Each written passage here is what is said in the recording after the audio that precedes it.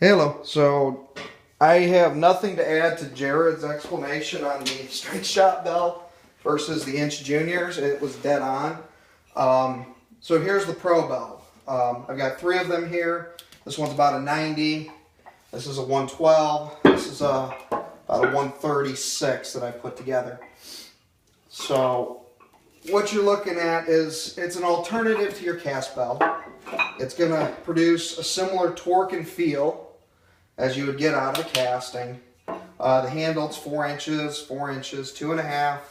You get a little more texture out of the casting. I like that, but it's an alternative. This one's new, they will season in like most things, depending on how much you use them. This one gets the most use for me, so it's seasoning in nicely.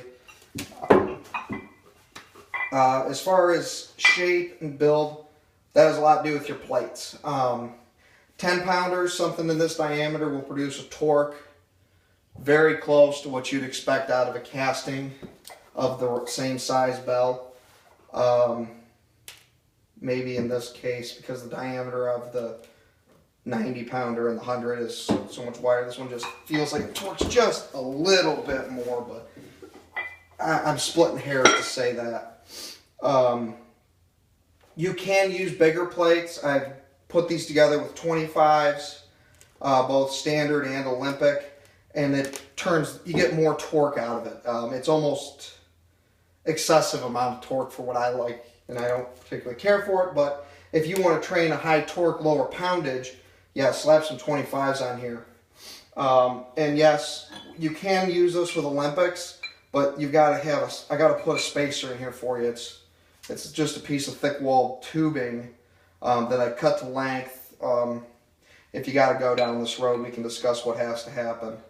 And then you'd put it together and bolt the plates together. Alrighty.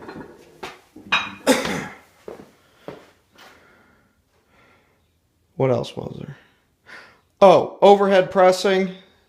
If you're going to use these for strongman versus these are more comfortable. Those going to depend a lot on how you build the plates.